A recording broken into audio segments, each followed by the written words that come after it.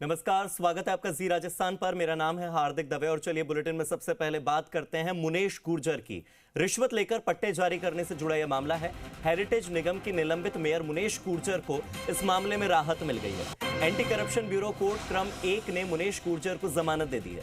मुनेश की जमानत अर्जी को कोर्ट ने स्वीकार कर लिया है और निलंबित हेरिटेज महापौर मुनेश गुर्जर की ओर से जो जमानत अर्जी पेश की गई थी उस पर सुनवाई हुई। अर्जी में कहा गया कि कोई रिश्वत की राशि बरामद नहीं हुई है, पॉइंट नंबर 1। पॉइंट नंबर 2, राजनीतिक दुर्भावना से मुनेश गुर्जर को फंसाया गया है।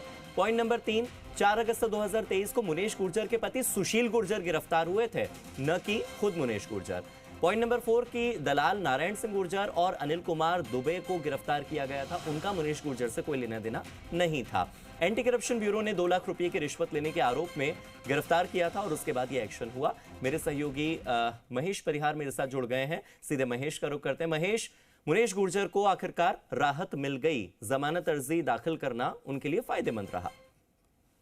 देखिए, सुनवाई की सुनवाई होने के बाद में जो है कोर्ट ने आदेश दे दिया है और उन्हें 25-25 हजार की जो जमानत है स्वयं को 50 हजार पे जो है रिहा करने के आदेश दिए हैं। जो पिछली सुनवाई को जब मामले में चार्जशीट हुई थी तब उनको कोर्ट ने एसीबी ने कोर्ट में पेश होने के लिए कहा था। तब उनकी ओर से कोर्ट में प्रार्थना पत्र पेश करके कहा था कि क्योंकि वो पुलिस में सीवियर दर्द है इसलिए वो पेश नहीं हो सकती है और कोर्ट को आश्वस्त किया था कि अगली सुनवाई को कोर्ट में पेश हो जाएंगे। आज इस आदेश की पालना में जो है वो पेश हुई है और दिन भर की आज बहस चली। उसके बाद जो है कोर्ट ने उनको जमानत पे रिहा करने के आदेश दिए हैं। शुरुआत में जब लंच ब्रेक हुआ उस टाइम आधे घंटे की जो थी ब्रेकिंग हुई, जो लंच आवर थे उसमें कस्टडी में भी लिया गया, जुडिशियल कस्टडी में भी लिया गया और उसके बाद जो है उनको अब रिहा कर दिया गया है। जी ठीक है, बहुत बहुत शुक्रिया महेश मेरे साथ जुड़ने के लिए और इन तमाम जानकारियों के लिए। तो मुनेश गुर्जर के पति सुशील गुर्जर पहले गिरफ्तार हुए थे और 2 दलालों के साथ एंटी करप्शन ब्यूरो ने उन्हें गिरफ्तार किया था। अब इसके बाद मुनेश गुर्जर को ये बड़ी राहत मिली है। मुनेश गुर्जर ने जमानत अर्जी लगाई थी और कहा था कि जब रिश्वत की राशि उनके पास से बरामद नहीं हुई तो उन्हें फंसाने के लिए क्यों कोशिश की जा रही है। यह राजनीतिक दुर्भावना का विषय है।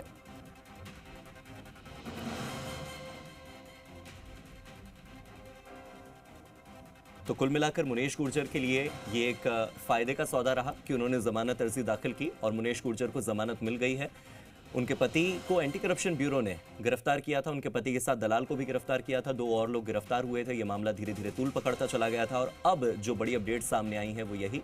दोपहर 2 बजे भी सुनवाई हुई थी और मुनेश गुर्जर ने कहा कि राजनीतिक दुर्भावना के चलते उन्हें फंसाने की कोशिश की जा रही है, उन पर झूठे आरोप लगाए जा रहे हैं। और इसके बाद चूंकि कोर्ट मीडिया ट्रायल में विश्वास नहीं रखती है, जुडिशरी सिस्टम अपने स्तर पर काम करता है और जुडिशरी सिस्टम ने जो काम किया उसके चलते अब जमानत मिल गई है मुनेश गुर्जर को। यानी कि इस केस में जुडिशरी का यह मानना है कि मुनेश गुर्जर कम से कम जमानत के लायक हैं। मेरे सहयोगी महेश मेरे साथ फिर से जुड़ गए। महेश का रुख करते हैं। महेश, एक तरफ आरोप लगते हैं और जब किसी पर आरोप लगते हैं तो बगैर कुछ सोचे समझे उसे दोषी मान लिया जाता है, लेकिन बात अगर अदालत की जाए, कोर्ट की जाए, जुडिशरी सिस्टम की जाए तो कोर्ट ने यह माना कि मुनेश गुर्जर जमानत के हकदार हैं और उनके पॉइंट्स वैलिड हैं।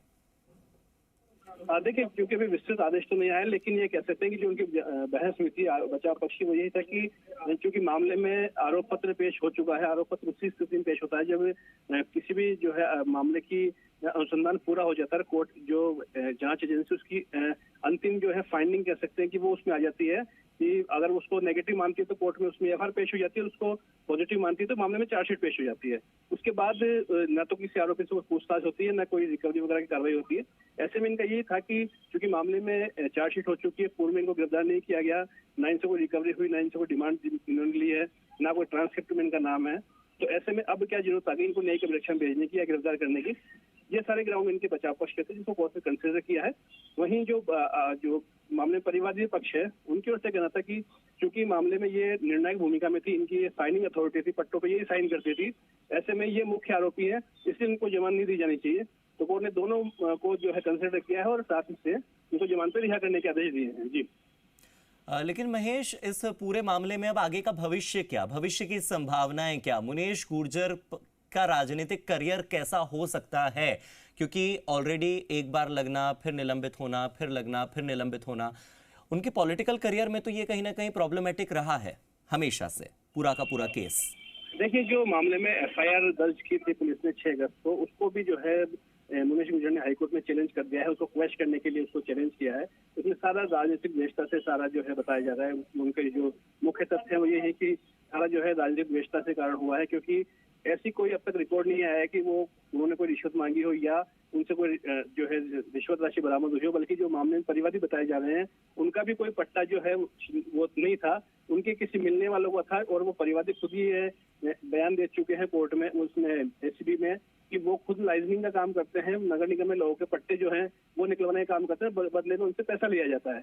तो कहीं ना कहीं एक कह सकते हैं कि एसीबी की कार्यवाही पे यहाँ भी प्रश्न चिन्ह खड़ा होता है कि एसीबी ने जो परिवादी है जो खुद ही ये कह रहा है कि मैं कोर्ट नगर निगम में लाइजनिंग का काम करता हूँ, और उसके खिलाफ कोई कार्रवाई नहीं करती, और ऐसे व्यक्ति पे कार्रवाई की गई जिसका ना कोई ट्रांसक्रिप्ट है, ना जो है उसने कोई डिमांड मांगी है, ना कोई रिकवरी हुई उससे, और उस मेयर को जो है मामले में आरोपी बना के चार्जशीट कर दी जाती है। जी बहुत बहुत शुक्रिया महेश इन तमाम जानकारियों के लिए और मुझसे जुड़ने के लिए।